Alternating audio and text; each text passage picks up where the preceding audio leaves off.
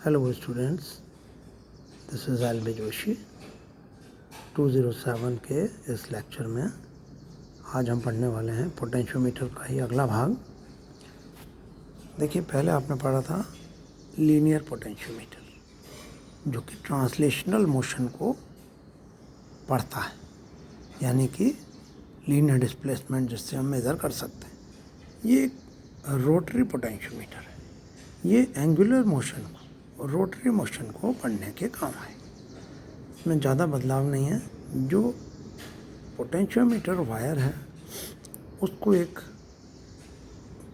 पहले आप देखिए, ये आपको पढ़ाया था। इसमें जो मैंडल है, जो फॉर्मर है जिसके ऊपर वायर लपेटा गया है, वो एक रॉड टाइप सीधी चीज़ थी।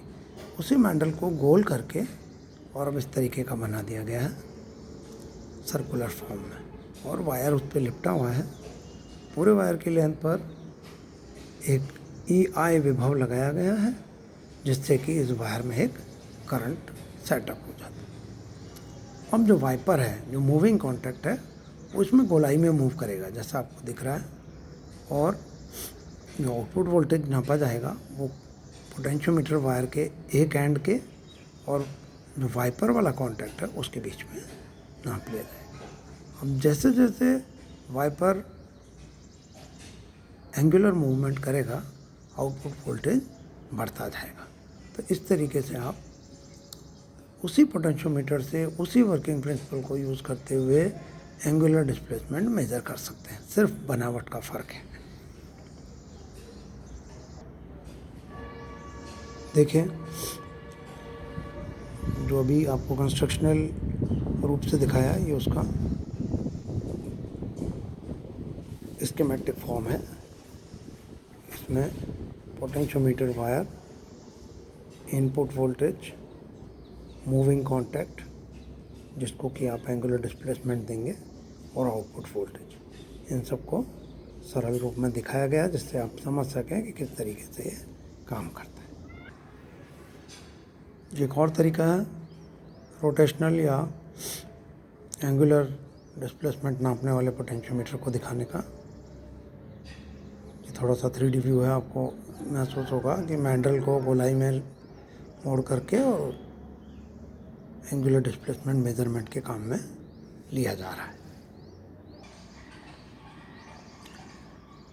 देखिए, ये हमने पोटेंशियोमीटर को वापस बना दिया है थोड़ा सा, ये बताने के लिए कि एंगुलर डिस्प्लेसमेंट का संबंध कैसा होगा। देखिए, पूरे वायर की लेंथ पर EI विभव अप्लाइड है। तो EI विभव जो है पूरी लेंथ पर अप्लाइड है, और पूरी लेंथ कितनी हो गई? 2πr।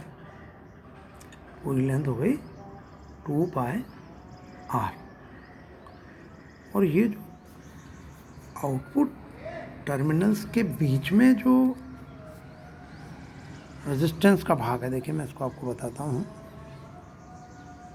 ये जो हिस्सा है, ये ही तो रेजिस्टेंस आउटपुट वोल्टेज आपको देगा। तो अब अगर पूरी लेंथ है 2πr, जिसके ऊपर EI विभव लगा हुआ है, तो इस टुकड़े के ऊपर कितना विभव होगा? तो हम ये देख सकते हैं। यहाँ पर देखिए आप, पूरा विभव जो है, इनपुट विभव जो है 2πr लेंथ पर है। तो ये जो आउटपुट टर्मिनल्स के बीच में जो है, ये लेंथ हो गई θ×r।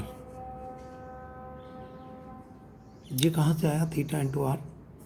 देखिए, आपने एक चीज़ पढ़ी होगी, हिंदी में लिखता हूँ आपके लिए।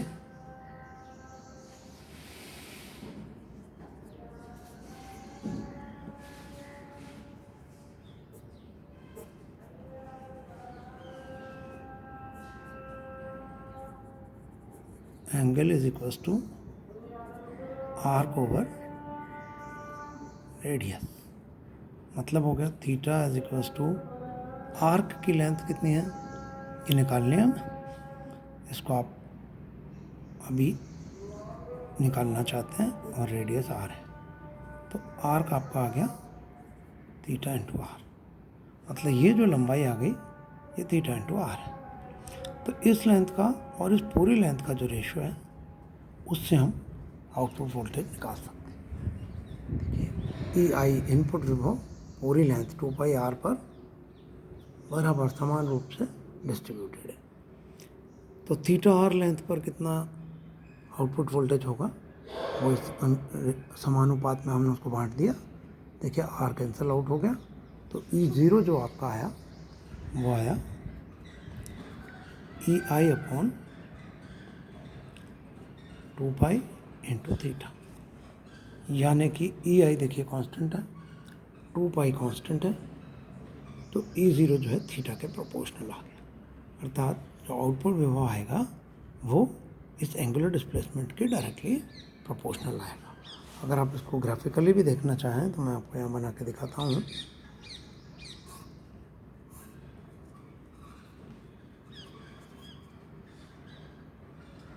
समानुपाती संबंध इस तरीके से आपको प्राप्त होगा।